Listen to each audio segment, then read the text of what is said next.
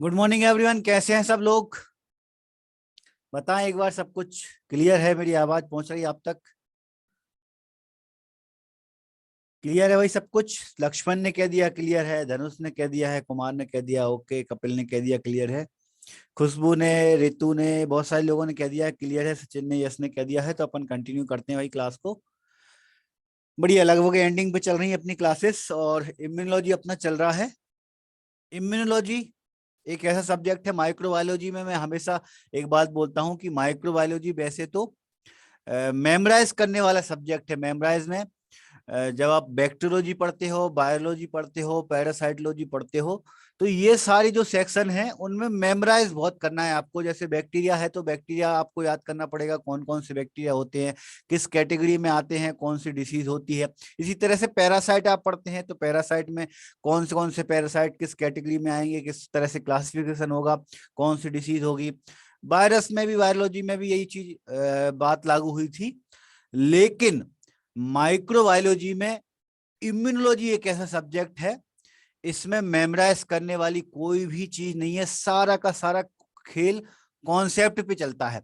Concept आपको अच्छे से समझना पड़ेगा। अगर आपने इम्यूनोलॉजी के कॉन्सेप्ट अच्छे से समझ लिए तो इससे जितने भी क्वेश्चन बनेंगे आराम से बन जाएंगे। और अगर आपने कॉन्सेप्ट नहीं समझ लिए भाई तो इसमें बहुत कंफ्यूजन होती है इस सब्जेक्ट में, इम्यूनोलॉजी में। तो आपको ध्यान पूर्वक पूरा का पूरा आपको अच्छे से समझना पड़ेगा इम्यूनोलॉजी को, तभी आपको चीजें क्लियर होंगी। ठीक है भाई? किसी तरह से आप इनको रट नहीं सकते इम्यूनोलॉजी को टॉपिक के, है ना। जो अपन ने इससे पहले का टॉपिक पढ़ा था एंटीजन एंटीबॉडी, वो भी समझने वाला टॉपिक था। लेकिन अब जो और टॉपिक आ रहे हैं ये और कॉन्सेप्ट वाले टॉपिक आ रहे हैं, एंटीजन एंटीबॉडी रिएक्शन। इसके बाद में अगर अपन आगे चल के अपन इम्यून रिस्पॉन्स पढ़ेंगे, कॉमन सीरोलॉजिकल टेस्ट पढ़ेंगे, सारे जो है टॉपिक वो कॉन्सेप्ट वाले टॉपिक हैं। ये भी बहुत अच्छा टॉपिक है एंटीजन एंटीबॉडी रिएक्शन, और बड़ा इंपॉर्टेंट टॉपिक है। इससे क्वेश्चन बनते हैं एग्जाम में। थोड़ा सा कंसंट्रेट होके आपको आज की क्लास को अटेंड करना पड़ेगा। ठीक है? इम्यूनोलॉजी को जानबूझ के हमने सबसे लास्ट में रखा ही इसीलिए है ताकि आपके पास ज्यादा प्रेशर ना हो पढ़ने के लिए और आप ध्यान से चीजों को समझते हुए पढ़े। ठीक है? चलते अपन आज के टॉपिक पर, एंटीजन एंटीबॉडी रिएक्शन। क्या होता है भाई एंटीजन एंटीबॉडी रिएक्शन? नाम से समझ में आ रहा है, जब कोई एंटीजन किसी एंटीबॉडी के साथ रिएक्ट होता होकर कोई कॉम्प्लेक्स बनाता है तो ये जो रिएक्शन होती है हमारी एंटीजन एंटीबॉडी रिएक्शन कहलाती है। बड़ा सिंपल है ना, नाम से समझ में आ रहा है भाई, एंटीजन और एंटीबॉडी, है ना। ये दोनों आपस में जब रिएक्ट करेंगे और रिएक्ट करके, ये जैसे आप कल अपन ने एंटीजन और एंटीबॉडी पढ़े थे, है ना, तो ये एक एंटीबॉडी है। एंटीबॉडी अपन ने पढ़ी थी भाई, बाई शेप की होती है एंटीबॉडी, दो लाइट चेन होती है, दो हैवी चेन होती है। तो इस तरह से एक एंटीबॉडी है। अगर ये एंटीजन, एंटीजन कुछ भी हो सकता है, बैक्टीरिया भी हो सकता है, वायरस भी हो सकता है, कोई फॉरेन पार्टिकल भी एंटीजन हो सकता है। तो उस एंटीजन के साथ जब ये एंटीबॉडी बाइंड करेगी और एक कॉम्प्लेक्स बनाएगी, तो ये कॉम्प्लेक्स जब बनता है, ये जो रिएक्शन होती है, इस पूरी रिएक्शन को अपन एंटीजन एंटीबॉडी रिएक्शन कहते हैं। ठीक है, प्रॉपर्टी पे चलते हैं अपन, एंटीजन एंटीबॉडी रिएक्शन की प्रॉपर्टी पे। बड़ी इंपॉर्टेंट है प्रॉपर्टीज की। एंटीजन एंटीबॉडी जो रिएक्शन होती है, ये हाईली स्पेसिफिक रिएक्शन होती है। बड़ा इंपॉर्टेंट वर्ड है ये, हाईली स्पेसिफिक।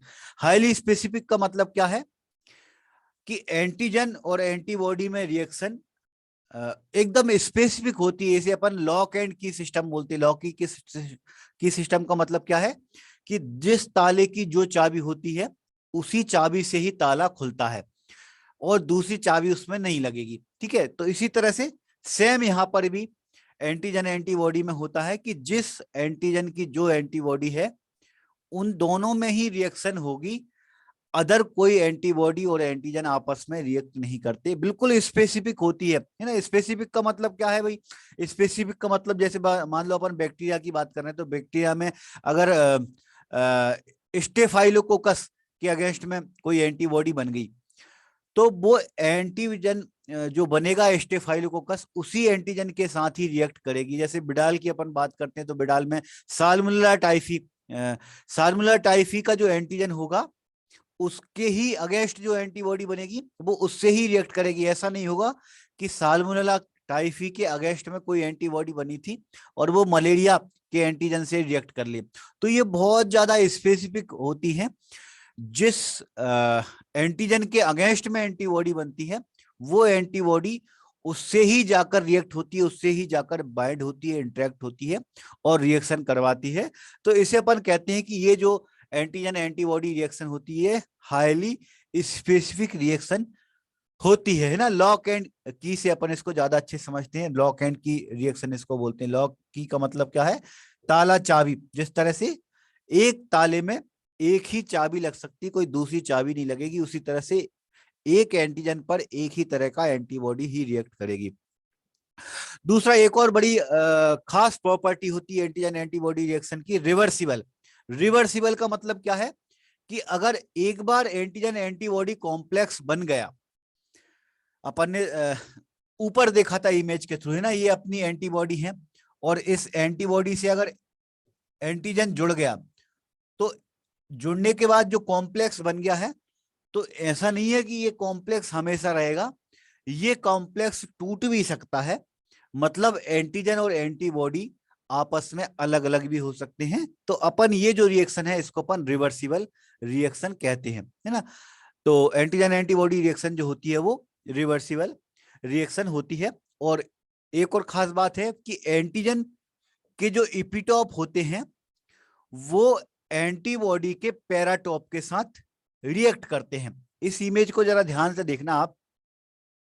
इस इमेज में ये एक बैक्टीरिया है और इस बैक्टीरिया के ऊपर ये जो आपको ग्रीन कलर के दिख रहे हैं, ये उसके एंटीजन है ना। जिस तरह से अपन ने ब्लड ग्रुप में भी पढ़ा था, ब्लड ग्रुप में जैसे ये ब्लड ग्रुप में ये आरबीसी हो गई हमारी, तो इस आरबीसी के ऊपर, आरबीसी की सरफेस के ऊपर कुछ इस तरह से एंटीजन प्रेजेंट होंगे। तो अपन ने दो तरह के एंटीजन आरबीसी की सरफेस पे पढ़े थे ब्लड ग्रुप में, जब पढ़े थे तो, है ना। ब्लड ग्रुप में अपन ने एक एंटीजन पढ़ा था, ए एंटीजन, दूसरा अपन ने पढ़ा था बी एंटीजन, है ना। तो जब अपन स्पेसिफिक की बात कर रहे हैं, तो भाई ए एंटीजन के अगेंस्ट में हमेशा एंटी बी, इसके अगेंस्ट का जो एंटीबॉडी होगा वो ही रिएक्ट करेगा। ठीक है, और बी के अगेंस्ट में जो एंटीबॉडी होगी, एंटी बी, वो उसके ही अगेंस्ट में रिएक्ट करेगी और कॉम्प्लेक्स बनाएगी। तो आप ये जो इमेज देख रहे हो, ये बैक्टीरिया की इमेज है। तो बैक्टीरिया के ऊपर भी कुछ इस तरह से एंटीजन प्रेजेंट होंगे। तो एंटीजन के ऊपर जिस साइट से वो एंटीबॉडी से जुड़ता है, उस साइट को अपन इपिटॉप कहते हैं। इपिटॉप, इपिटॉप क्या होता है? एंटीजन का एंटीजेनिक डिटर्मिनेंट और बाइंडिंग साइट, दो वर्ड आ रहे हैं भाई, दोनों वर्ड को जरा समझना आप अच्छे से, है ना। एंटीजेनिक डिटर्मिनेंट का मतलब ये होता है कि वो अपने एंटीबॉडी को पहचानेगा, है ना, जब अपन एंटीजन की बात करेंगे, है ना। एंटीजेनिक डिटर्मिनेंट ये एक वर्ड है, एक हिस्सा है ना, थोड़ा समझना इसको आप, पूरा कॉन्सेप्ट वाला चैप्टर है, अगर आप समझेंगे तभी आपको समझ में आएंगी चीजें, और तभी आप एग्जाम में भी क्वेश्चन का आंसर दे पाओगे। एंटीजेनिक डिटर्मिनेंट, एंटीजेनिक डिटर्मिनेंट का मतलब ये होता है कि कोई एंटीजन अपनी एंटीबॉडी को पहचानेगा, तो जो जगह या जो पार्ट उसको पहचानता है वो उसका एंटीजेनिक डिटर्मिनेंट कहलाएगा। तो ये बात दोनों पे लागू होगी, एंटीजन पे भी लागू होगी और एंटीबॉडी पे भी लागू होगी। जब अपन ताले और चाबी की बात कर रहे हैं, है ना, तो ताला और चाबी में चाबी, जैसे ये चाबी है भाई, है ना, तो चाबी में कुछ इस तरह से कटिंग बनी हुई होती है, तो ये कटिंग जो होती है वो स्पेसिफिक होती है, तो ये स्पेसिफिक कटिंग के ही आधार पर ताले में वो लगती है ना। तो ये अगर कटिंग अलग हुई तो ताले में वो चाबी नहीं लगेगी, ठीक है। इसी तरह से सेम बात यहाँ पर एंटीजन एंटीबॉडी में लागू होती है। तो एंटीजन की जो साइट एंटीबॉडी को पहचानती है उसे अपन उसका एंटीजेनिक डिटर्मिनेंट कहेंगे। सेम चीज एंटीबॉडी पे भी लागू होगी, एंटीबॉडी अपने एंटीजन को पहचानेगी, जो जगह, उसे अपन उसका एंटीजेनिक डिटर्मिनेंट कहेंगे। तो एंटीजन के लिए एंटीजन की जो साइट या जो स्पेस अपने एंटीबॉडी को पहचानता है उसे अपन इपिटॉप कहते हैं, और ये सबसे ऊपर की जगह होगी, है ना, और यही उसकी बाइंडिंग साइट होगी, ठीक है। तो एंटीजन की जो बाइंडिंग साइट मतलब सबसे ऊपर वाली जो जगह जहां से वो एंटीबॉडी से जुड़ता है एंटीजन, उसे अपन उसका इपिटॉप कहते हैं, ठीक है। एंटीबॉडी में अब देखो, यहां पर अपन पढ़ रहे थे, है ना, ये अपनी एंटीबॉडी हो गई। तो एंटीबॉडी में बाई के ऊपर वाली जो जगह जो एंटीजन से जुड़ती है वो उसकी एंटीजन बाइंडिंग साइट होगी। ये हमारा एंटीबॉडी है, और एंटीबॉडी में अपन ने दो फ्रेगमेंट पढ़े थे, एक फैब फ्रेगमेंट, फैब, फैब मतलब होता है antigen binding fragment, antigen binding site. हमारी ऊपर वाला जो था वो अपना फैब फ्रेगमेंट था, फैब फ्रेगमेंट जो होता है वो एंटीजन से जुड़ने का काम करता है। यहां पर ए बी का मतलब ही होता है antigen binding, antigen binding site होती है फैब फ्रेगमेंट। तो ये जो ऊपर का हिस्सा होता है, सबसे ऊपर का हिस्सा, ये एंटीजन से जुड़ता है, इसे अपन पैराटोप कहते हैं, ठीक है। तो एक एपिटॉप, एंटीजन का एपिटॉप और एंटीबॉडी का पैराटॉप आपस में जुड़ते हैं और कॉम्प्लेक्स बनाते हैं, ठीक है। पैराटॉप से ही मिलता जुलता एक और वर्ड है आइडियोटॉप। एक्चुअली पैराटॉप और आइडियोटॉप में बहुत ज्यादा अंतर है नहीं।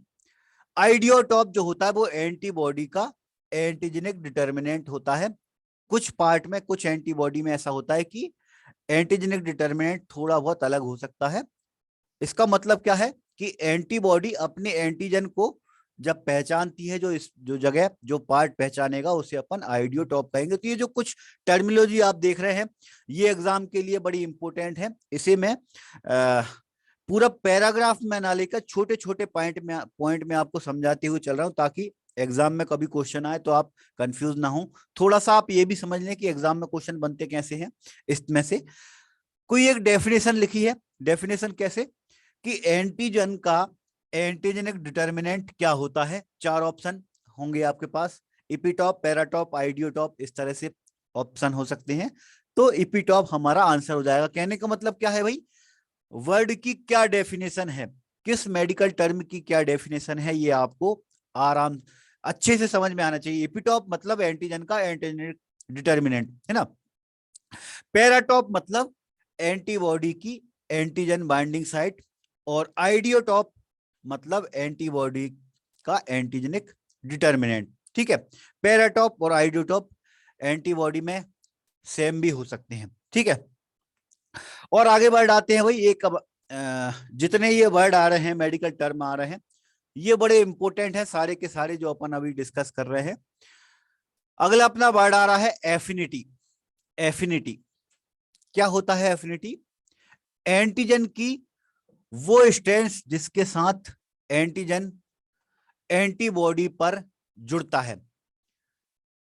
स्ट्रेंथ, एंटीजन की स्ट्रेंथ, एंटीजन कितना ज्यादा स्ट्रेंथ है, उसमें कितनी ज्यादा मजबूती है कि वो एंटीबॉडी से जुड़ेगा, वो उसकी एफिनिटी कहलाएगी। ठीक है, जितने ताकत से वो जुड़ता है एंटीबॉडी के साथ, वो उसकी एफिनिटी कहलाती है।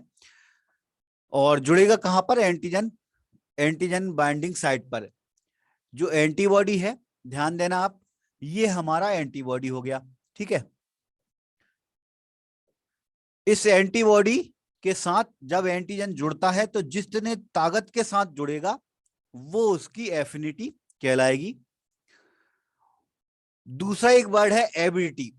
एबिलिटी का मतलब होता है कि जो एंटीजन एंटीबॉडी कॉम्प्लेक्स बना है, इसमें कितनी स्ट्रेंथ है, ओवरऑल स्ट्रेंथ, स्ट्रेंथ जो होती है वो उसकी एबिलिटी कहलाती है।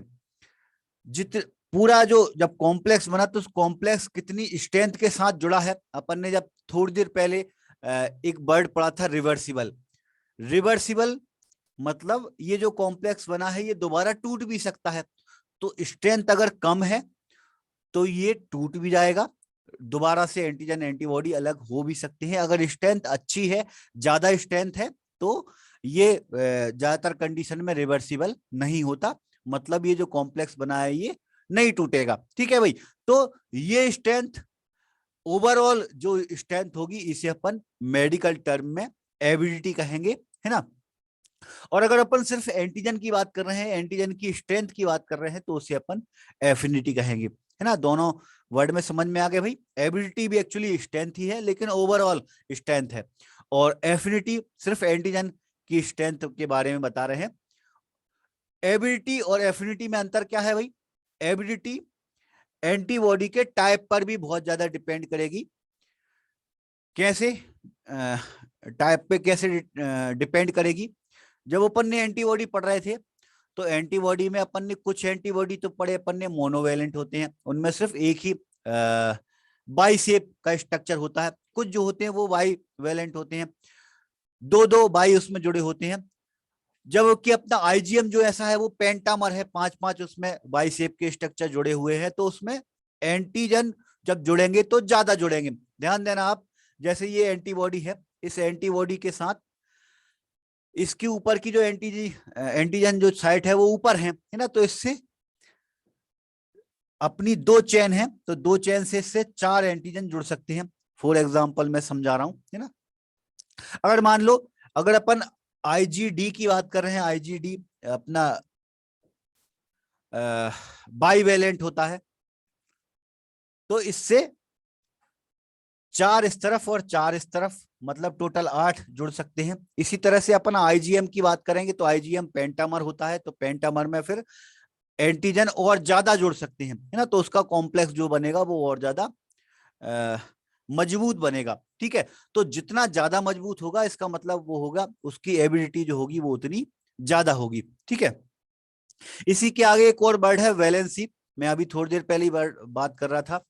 Number of binding site, antibody की जितनी ज्यादा बाइंडिंग साइट है ना, जैसे अपन आईजीजी की बात करें तो आईजीजी में अपन ने जब एंटीबॉडी पढ़ रहे थे 5 तरह की एंटीबॉडी में, है ना, तो आप आईजीजी को लेके देखो पहले एग्जांपल में, तो आईजीजी में सिर्फ अपनी बाइंडिंग साइट 2 ही है ना, बाई शेप में।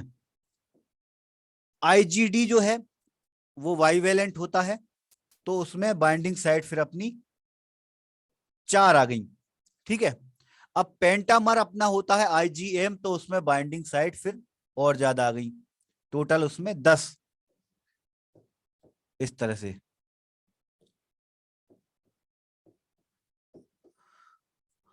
तो तीनों में कंपैरिजन करें अपन, तो तीनों में अपन देखेंगे कि आईजीएम जो है इसमें एंटीजन बाइंडिंग साइट जो है वो सबसे ज्यादा है। ठीक है, इसमें ज्यादा से ज्यादा एंटीजन जुड़ सकते हैं। तो जब अपन बैलेंसी की बात करेंगे तो बैलेंसी में आईजीजी की जो बैलेंसी होगी वो कम होगी कंपैरिजन में, और आईजीएम की जो बैलेंसी होगी वो ज्यादा होगी। ठीक है, तो बाइंडिंग साइट जितनी ज्यादा होंगी एंटीबॉडी की वैलेंसी उतनी ज्यादा होती है, आईजीएम की वैलेंसी ज्यादा होगी और आईजीजी की वैलेंसी कम होगी। ठीक है, इसी के अलावा एक और वर्ड है क्रॉस रिएक्टिविटी। क्रॉस रिएक्टिविटी का मतलब क्या है भाई, कि अगर एक एंटीबॉडी डिफरेंट एंटीजन के सिमिलर एपिटोप के साथ बाइंड होता है तो उसकी बाइंड करने की ये जो एबिलिटी है वो क्रॉस रिएक्टिविटी कहलाती है।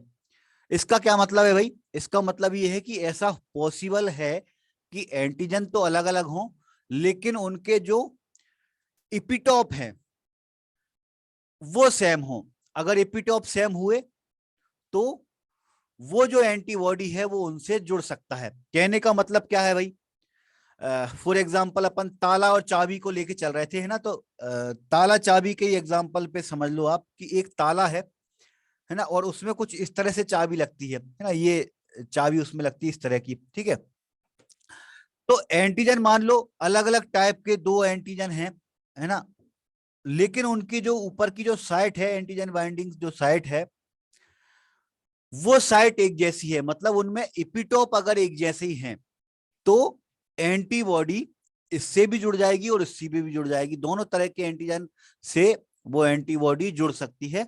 इसे अपन क्रॉस रिएक्टिविटी कहेंगे। अपन जब शुरुआत में डिस्कस कर रहे थे इनकी प्रॉपर्टी के बारे में तो अपन ने कहा था कि भाई एंटीजन एंटीबॉडी जो कॉम्प्लेक्स होते हैं वो बहुत ज्यादा हाईली स्पेसिफिक होते हैं।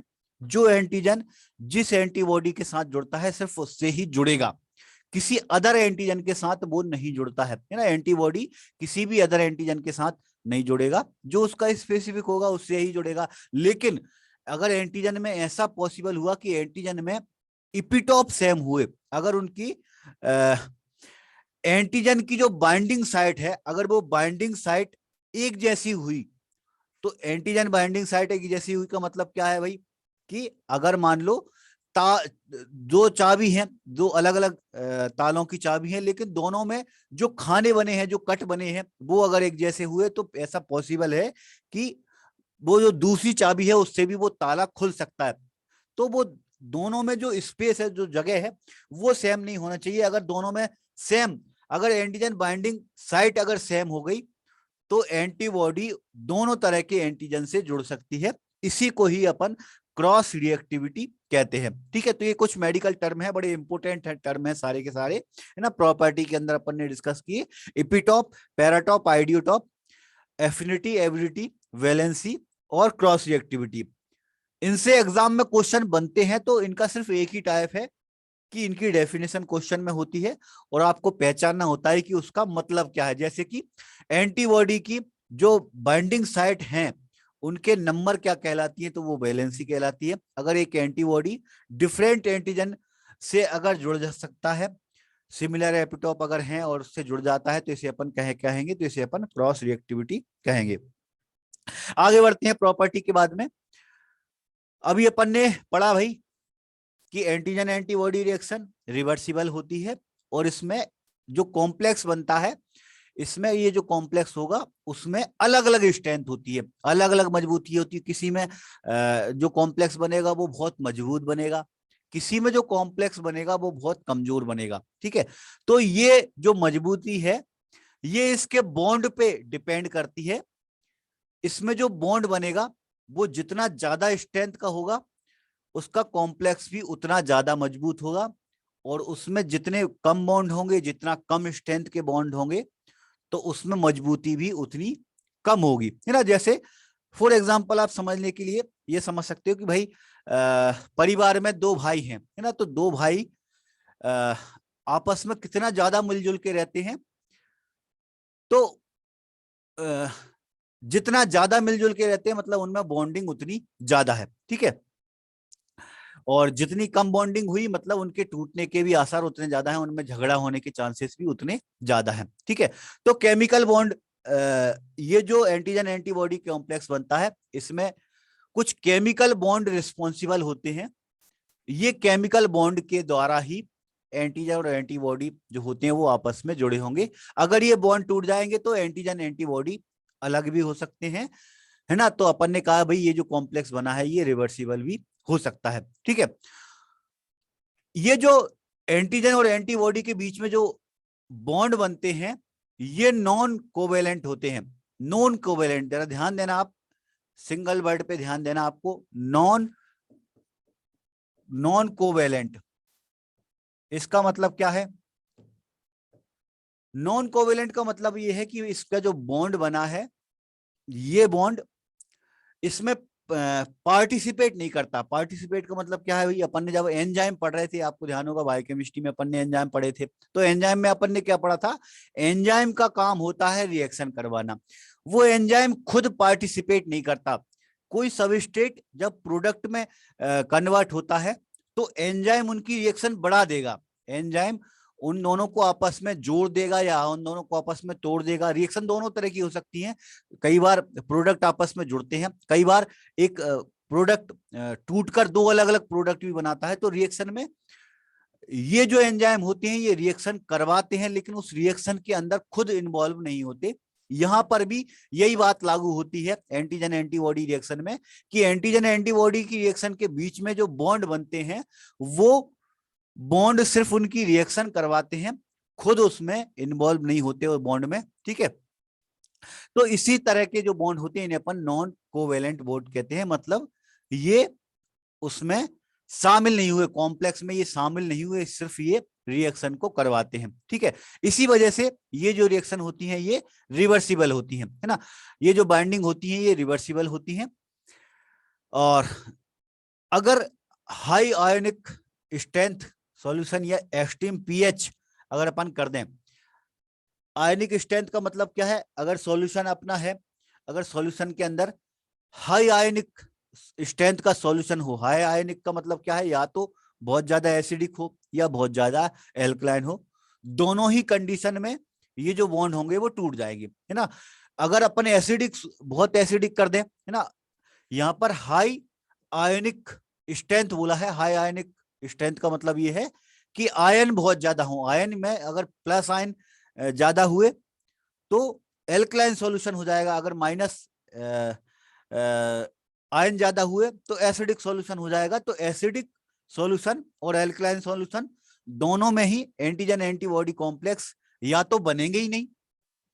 अपन ने जब ब्लड बैंक पढ़ रहे थे तो ब्लड बैंक में आपको ध्यान होगा एक वर्ड था लिस, LIS। एग्जाम में एक बार पूछा भी गया था ये लिस शब्द।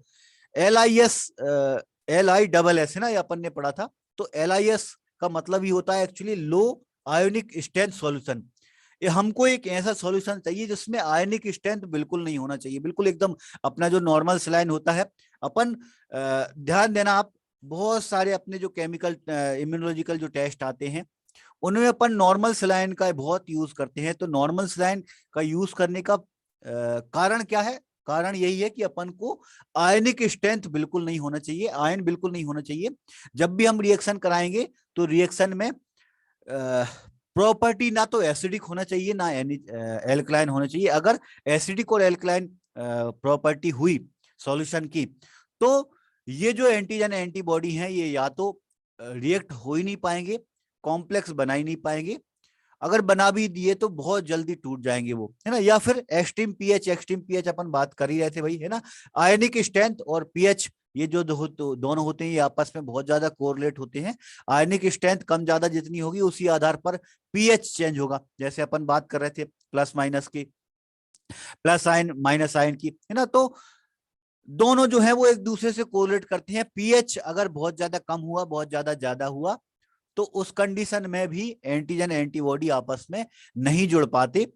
अगर मान लो जुड़ भी गए हैं और बाद में अपन ने एक्सट्रीम पीएच दे दिया, एक्सट्रीम पीएच मतलब बहुत एसिडिक हो गए या बहुत एल्कलाइन सॉल्यूशन में अगर अपन ने डाल दिया तो ये जो एंटीजन एंटीबॉडी होते हैं ये आपस में टूट जाते हैं। ठीक है, एंटीजन एंटीबॉडी जो कॉम्प्लेक्स बना है ये आपस में 4 फोर्स के थ्रू जुड़ते हैं। 4 फोर्स में पहला फोर्स है इलेक्ट्रोस्टैटिक बॉन्ड। 4 तरह के फोर्स कौन से हैं? पहला है इलेक्ट्रोस्टैटिक बॉन्ड, दूसरा है हाइड्रोजन बॉन्ड, तीसरा है हाइड्रोफोबिक इंटरेक्शन और चौथा है बेंड एंड बॉल बॉन्ड, है ना। ये 4 तरह के बॉन्ड की वजह से एंटीजन एंटीबॉडी आपस में जुड़ते हैं। ठीक है, बहुत बढ़िया। जेल कार्ड में अपन यूज करते हैं राखी नील का, बहुत बढ़िया राखी। एंटीजन एंटीबॉडी में 4 तरह के बॉन्ड काम करेंगे। पहला है इलेक्ट्रोस्टैटिक। इलेक्ट्रोस्टैटिक का मतलब क्या होता है भाई, ये दो प्रोटीन की साइड चेन के जो अपोजिट साइड के जो आयन हैं उनको जब जुड़ते हैं, वो जब आपस में जुड़ते हैं तो उसे अपन इलेक्ट्रोस्टैटिक बॉन्ड कहते हैं। दो अलग अलग आयन हैं, दो अलग अलग आयन मतलब एक प्लस है दूसरा माइनस है। जब अपन एंटीजन और एंटीबॉडी के बारे में पढ़ रहे थे तो अपन ने क्या पढ़ा, एंटीबॉडी एंटीजन में ये जो एंटीजन होते हैं वो प्रोटीन के बने होंगे। ज्यादातर जो कंप्लीट एंटीजन होते हैं वो प्रोटीन के बने होते हैं, जो इनकम्प्लीट एंटीजन होते हैं वो कार्बोहाइड्रेट के बने होते हैं। तो प्रोटीन के बने हुए जो एंटीजन है वो कंप्लीट एंटीजन क्यों है, क्योंकि उनमें इस तरह से प्लस और माइनस के आयन बन सकते हैं। क्यों क्यों बन सकते हैं भाई, क्योंकि जो प्रोटीन का स्ट्रक्चर होता है, आपको ध्यान होगा अपन ने बायोकेमिस्ट्री पढ़ी थी, बायोकेमिस्ट्री में अपन ने क्या पढ़ा था कि प्रोटीन में एक होता है अमीनो टर्मिनल, दूसरा होता है कार्बोक्सी टर्मिनल। जो अमीनो टर्मिनल होता है उस तरफ प्लस आयन होता है, धनायन होता है, और जो कार्बोक्सिल टर्मिनल होता है उसमें माइनस आयन होता है। तो प्रोटीन में एक तरफ तो माइनस आयन होगा, दूसरी तरफ प्लस आयन होगा। और हमारे जो एंटीजन एंटीबॉडी होते हैं ये भी प्रोटीन के बने होंगे। तो जहां भी जब ये अलग अलग तरह के आयन होंगे, जब ये अलग अलग तरह के आयन होते हैं तो ये आपस में बहुत जल्दी इंटरेक्ट होते हैं, बहुत जल्दी आपस में जुड़ते हैं। ठीक है, तो प्रोटीन में ये प्लस आयन और माइनस आयन बनने के चांसेस बहुत जल्दी होते हैं, तो ये आपस में जल्दी जुड़ते हैं। तो इस तरह जब बॉन्ड बनता है इसे अपन इलेक्ट्रोस्टैटिक बॉन्ड कहते हैं। थोड़ी देर पहले जब अपन भाइयों का एग्जांपल ले रहे थे कि दो भाई हैं, दो भाइयों में आपस में किस तरह से बॉन्डिंग हो रही है, किस तरह से आपस में जुड़े हुए हैं, है ना। तो ये 4 उनके कारण हो सकते हैं भाई आपस में जुड़ने के भाइयों के। तो या तो उनको इस तरह से कोई जरूरत हो प्लस माइनस की, प्लस माइनस में भाई दो भाई हैं, एक ने बोला भाई मेरे पास रोटी है तेरे पास सब्जी है, चलो अपन दोस्त बन के ही रहते हैं, है ना। तो जरूरत के हिसाब से एक के पास प्लस है एक के पास माइनस है, तो दोनों आपस में बॉन्ड बना के आपस में बॉन्ड बना लेंगे। ठीक है, दूसरा है हाइड्रोजन बॉन्ड। हाइड्रोजन बॉन्ड में क्या होता है भाई कि जब एंटीजन और एंटीबॉडी बहुत क्लोज आ जाए और बहुत क्लोज आने के बाद उनके अगर ग्रुप जो है वो हाइड्रोफिलिक है। हाइड्रोफिलिक का मतलब उनमें जो ग्रुप है वो कहीं ना कहीं पानी बना रहे हैं। जैसे आप यहां पर फॉर एग्जांपल देखो कि एक तरफ OH है, एक तरफ C डबल बॉन्ड O है, तो यहां पर एक पानी का मॉलिक्यूल निकल सकता है ना। तो जब इस तरह से कभी रिएक्शन में पानी का मॉलिक्यूल निकल सकता हो, और इस तरह से रिएक्शन बहुत जल्दी होती है कि इनमें पानी का मॉलिक्यूल निकल जाए। पानी का मॉलिक्यूल मतलब H2O, है ना। अगर H2O का मॉलिक्यूल बाहर निकल सकता हो तो इस तरह की रिएक्शन बहुत जल्दी होती है। ठीक है, तो कभी भी अगर एंटीजन और एंटीबॉडी में ऐसा पॉसिबल हुआ कि एंटीजन या एंटीबॉडी किसी एक में OH है, किसी एक में O अकेला है, तो दोनों के बीच इंटरेक्शन बहुत जल्दी होगा, बहुत जल्दी बॉन्ड बनेगा, है ना। थोड़ी देर पहले अपन जरूरत की बात कर रहे थे भाई, है ना। तो भाइयों में आपस में बॉन्ड कब बनेगा, जब जरूरत हो। अगर मान लो एक भाई को दूसरे भाई से कोई जरूरत ही नहीं बचेगी तो उन दोनों में आपस में किसी तरह का रिलेशन भी नहीं बचेगा, है ना।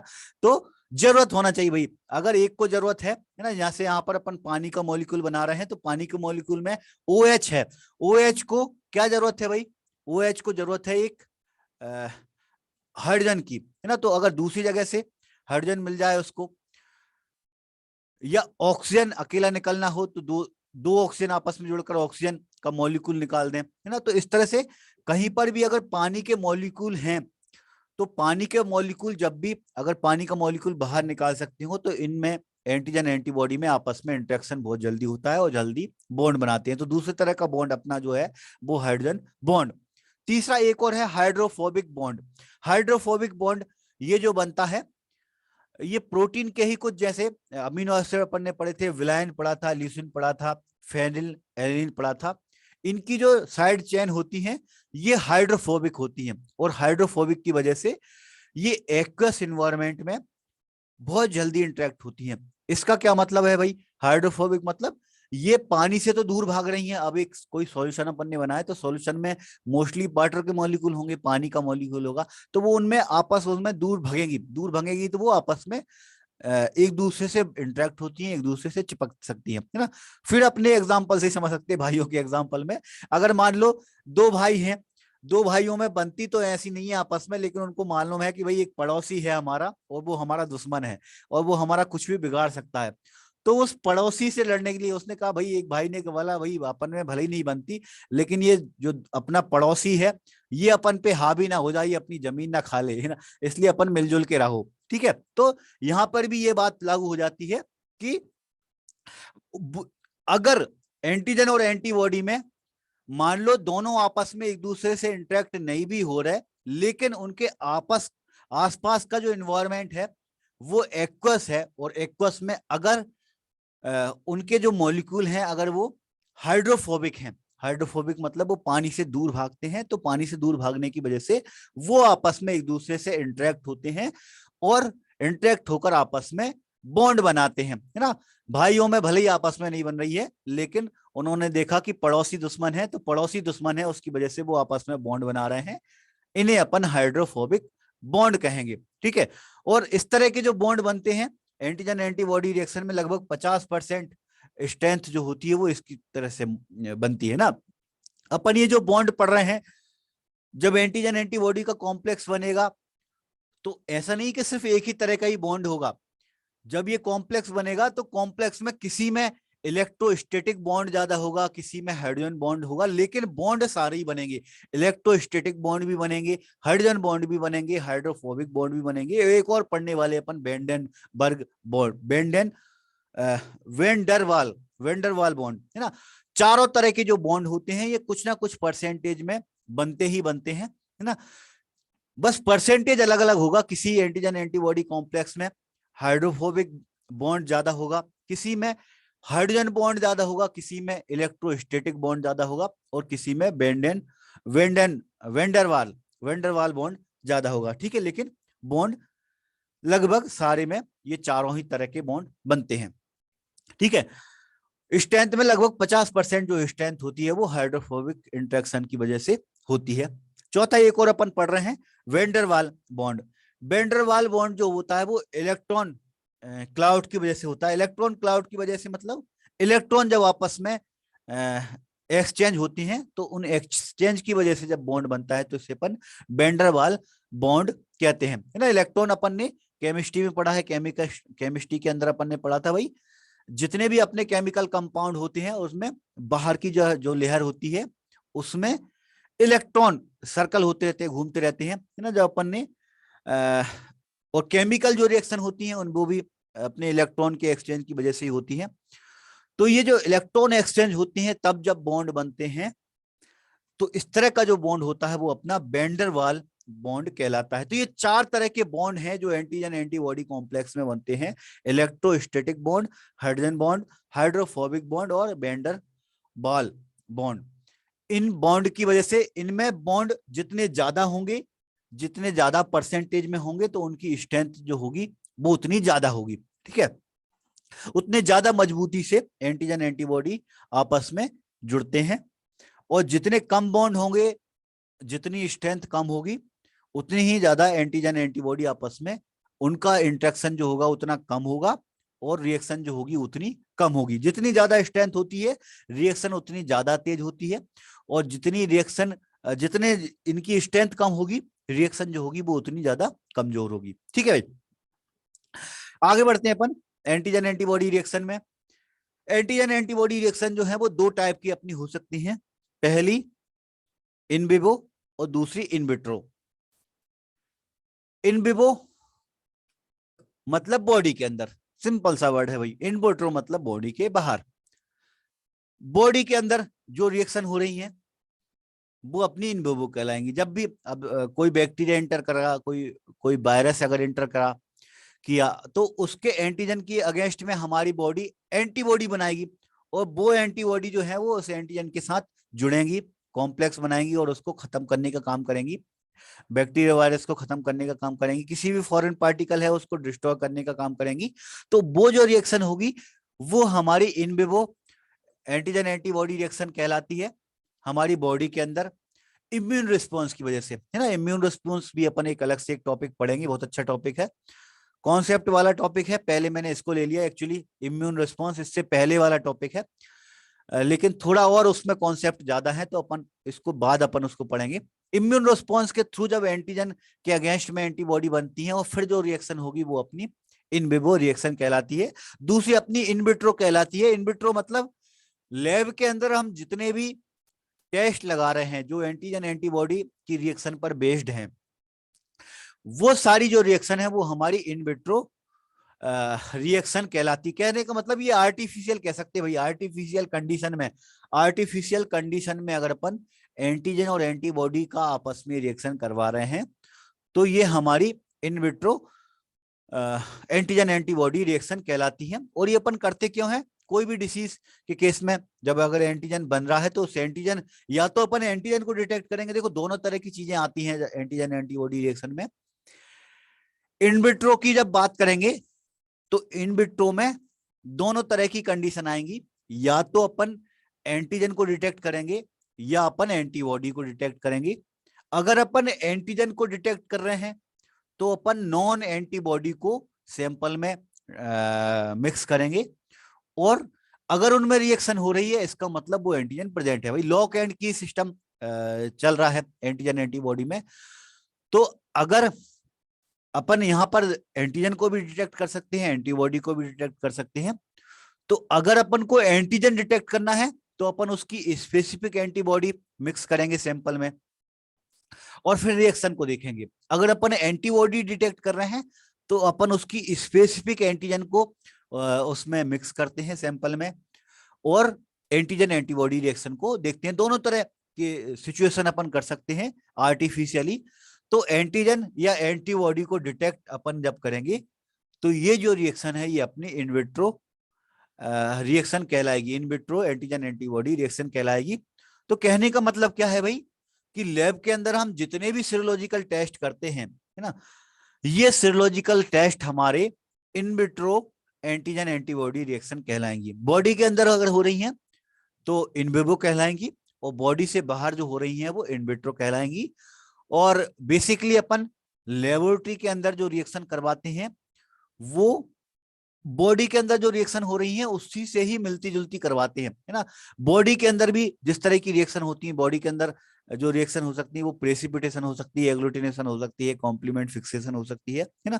तो जिस टाइप की रिएक्शन हमारी बॉडी के अंदर होती है उसी टाइप की रिएक्शन हम लेबोरेटरी के अंदर कर सकते हैं। तो एग्जाम्पल में अगर अपन रिएक्शन की बात करें, प्रेसिपिटेशन, एग्लूटिनेशन, कॉम्प्लीमेंट फिक्सेशन, ये सारे जो रिएक्शन है ये हमारी बॉडी के अंदर भी हो सकती हैं। अगर बॉडी के अंदर एंटीजन एंटीबॉडी अलग है तो उनमें भी प्रेसिपिटेशन हो सकता है, एग्लूटिनेशन हो सकता है। उन्हें अपन लेबोरेटरी के अंदर एक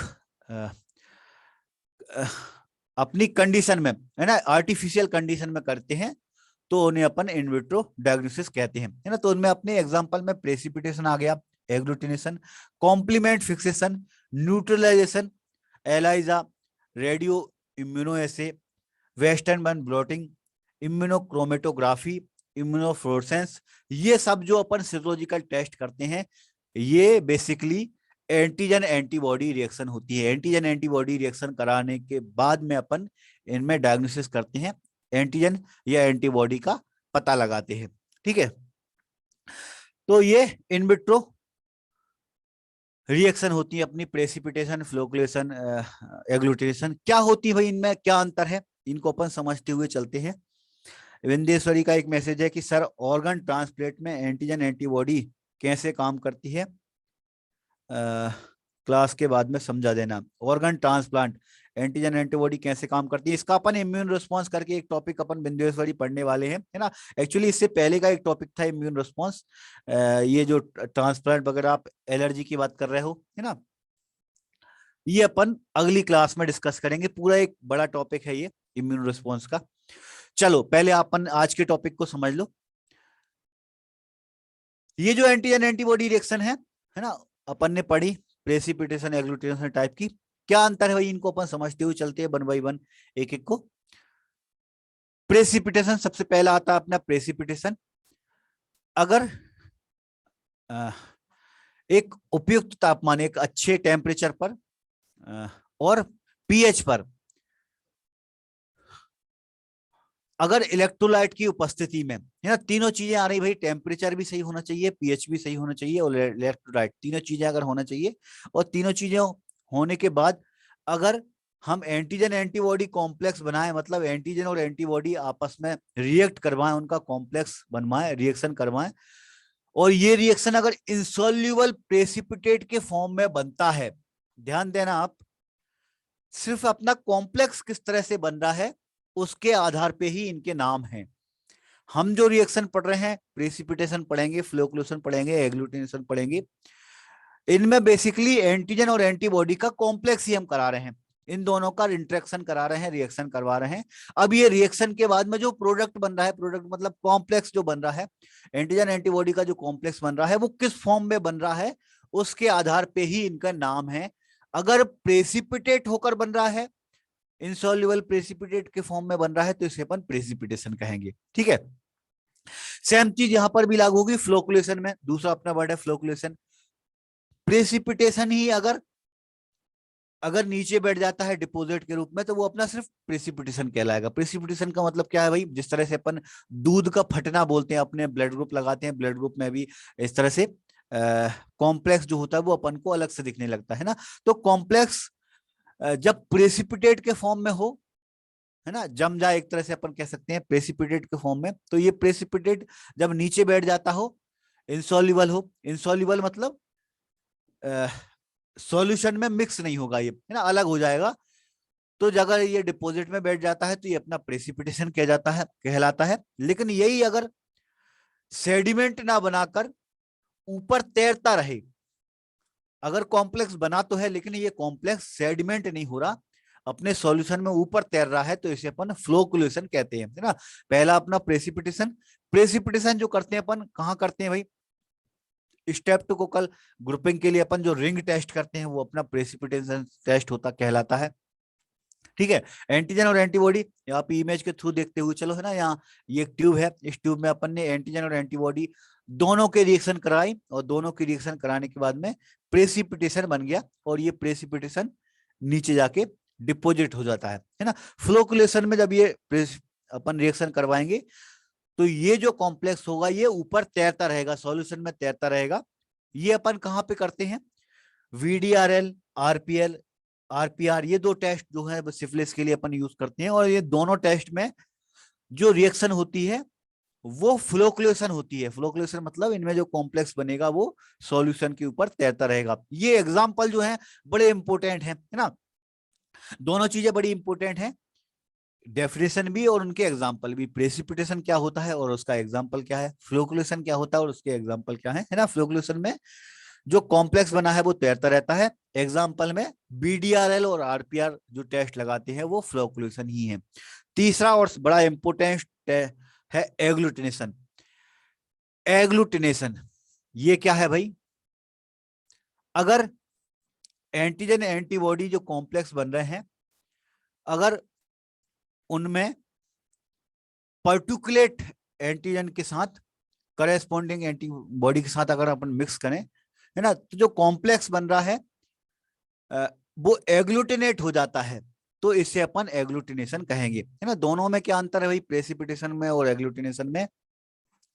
तो प्रेसिपिटेशन में इंसॉल्युबल बन रहा है, इंसॉल्युबल मतलब वो पानी में घुल नहीं पाता।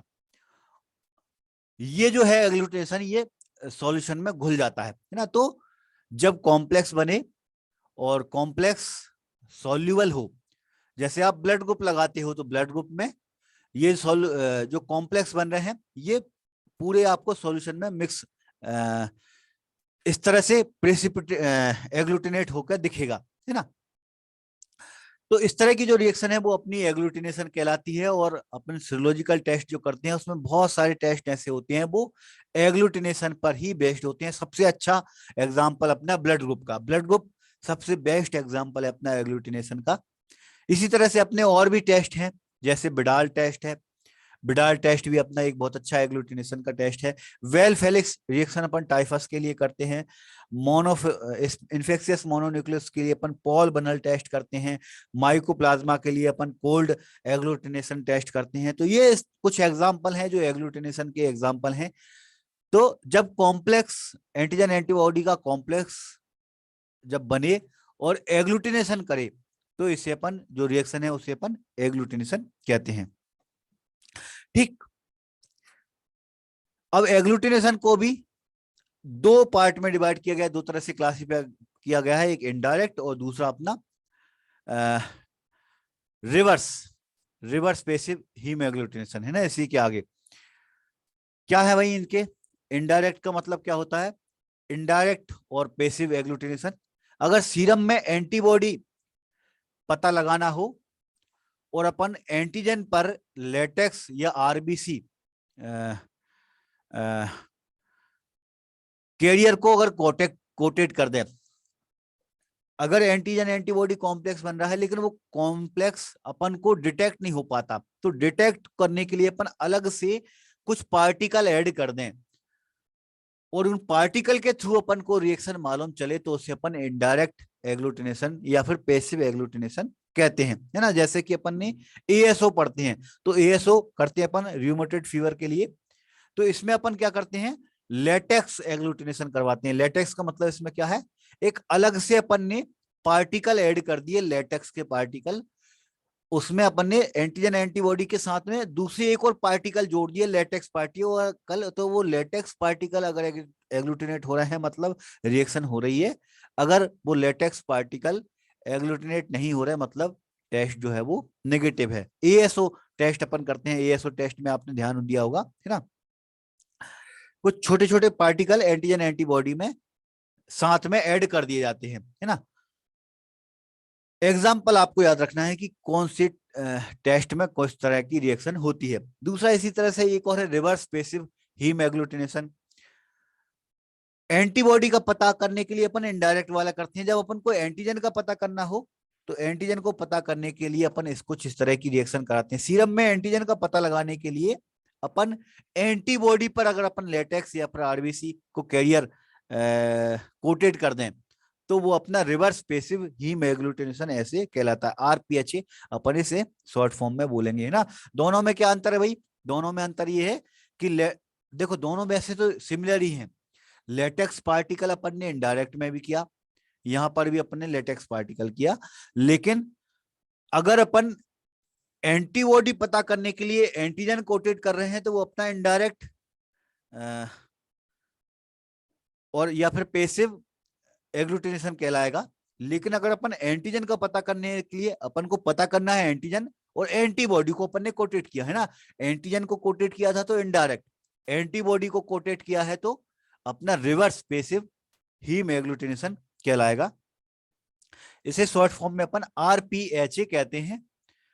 एचबीएसएजी टेस्ट में अपन आरपीएचए का ही मेथड का यूज करते हैं, जो कार्ड मेथड अपन लगाते हैं, तो इसमें अपन लेटेक्स पार्टिकल को ऐड कर देते हैं, है ना। इसी तरह से और आगे अपना सीआरपी हो गया, आरए हो गया, है ना, ये सब अपन टेस्ट लगाते हैं, तो इसमें भी अपन reverse passive haem agglutination method का ही यूज करते हैं, है ना। सीआरपी आरए जो है वो भी अपने आरपीएचए मेथड के थ्रू ही होते हैं। अगली रिएक्शन का अगला टाइप है अपना न्यूट्रलाइजेशन टेस्ट। न्यूट्रलाइजेशन क्या होते हैं भाई? न्यूट्रलाइजेशन, जो वायरस या फिर बैक्टीरिया होते हैं वो टॉक्सिन रिलीज करते हैं, तो उन टॉक्सिन को न्यूट्रलाइज करके अपन अगर रिएक्शन देखते हैं तो इस तरह की जो रिएक्शन है वो अपनी न्यूट्रलाइजेशन टेस्ट कहलाती है या न्यूट्रलाइजेशन रिएक्शन कहलाती है ना। जैसे कि अपन कॉर्नियोबैक्टरम डिप्थेरिया के लिए अपन एक टेस्ट करते हैं, चिक टेस्ट, है ना। कैसे करते हैं भाई? इसमें अपन ने एंटीटॉक्सिन को अपन ने स्किन में इंट्रोड्यूस किया। अगर टॉक्सिन रिलीज कर रहा है, वायरस या बैक्टीरिया टॉक्सिन रिलीज कर रहा है, तो ये जो एंटीटॉक्सिन है वो उसको न्यूट्रलाइज करेगा और न्यूट्रलाइज करने से एक एरिथमा बन जाता है। अगर ये एरिथमा बनता है मतलब टेस्ट पॉजिटिव है, अगर एरिथमा नहीं बना मतलब टेस्ट जो है वो नेगेटिव है। तो इसमें अपन ने किया क्या? इसमें अपन बेसिकली टॉक्सिन को देखते हैं। तो टॉक्सिन को देखने के लिए अपन एंटीजन एंटीबॉडी कॉम्प्लेक्स जैसी रिएक्शन कराएंगे। अपन ने टॉक्सिन से रिएक्शन कराने के लिए एंटी टॉक्सिन को इंट्रोड्यूस कराते हैं बॉडी में, और इंट्रोड्यूस कराकर अपन रिएक्शन देखते हैं, है ना। तो सबसे अच्छा एग्जांपल अपना कॉइनोवेक्टिव डिप्थीरिया के लिए अपन चिक टेस्ट करते हैं, ठीक है। इसी तरह से माइकोबैक्टीरियम ट्यूबरकुलोसिस के लिए अपन पीपीडी ट्यूबरकुलिन टेस्ट करते हैं, वो भी कुछ इसी तरह का ही टेस्ट होता है। कॉइनोवेक्टियम परफिंजेंस के लिए भी अपन एक नेगुलर रिएक्शन टेस्ट करते हैं, ये भी कुछ इसी तरह का न्यूट्रलाइजेशन टेस्ट होता है। आगे बढ़ते हैं अपन कॉम्प्लीमेंट फिक्सेशन टेस्ट।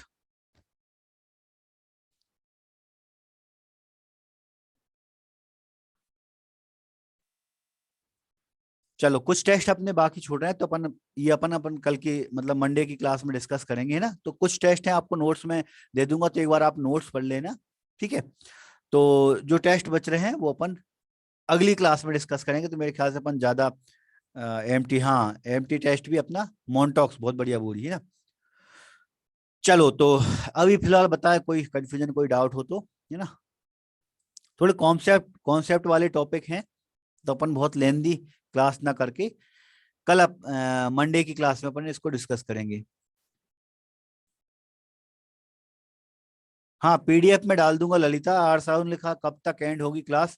तो आर साहू लगभग एंडिंग ही चल रहे हैं, अपने 2-3 टॉपिक और बचे हैं। हम अपन ने ये 2-3 टॉपिक एक्चुअली ऐड कर दिए हैं, है ना। जैसे इम्यून रिस्पॉन्स पहले अपना सिलेबस में नहीं था, वो मैंने और ऐड करूंगा। ये अपना एंटीजन एंटीबॉडी रिएक्शन को और थोड़ा अपन लेंदी करके अपन अच्छा पढ़ रहे हैं, है ना? तो अपने लगभग 2-3 दिन में खत्म हो जाएंगी क्लास, है ना। 15 तारीख आप एंड मान सकते हो, 15 तारीख को अपना क्लास एंड हो जाएंगी। हाँ देखो यस ने लिखा सिफिलिस के लिए बासरमैन वगैरह टेस्ट होती हैं, तो ये अपन यस इसके लिए एक अलग टॉपिक अपना आएगा कॉमन सीरोलॉजिकल टेस्ट नाम से।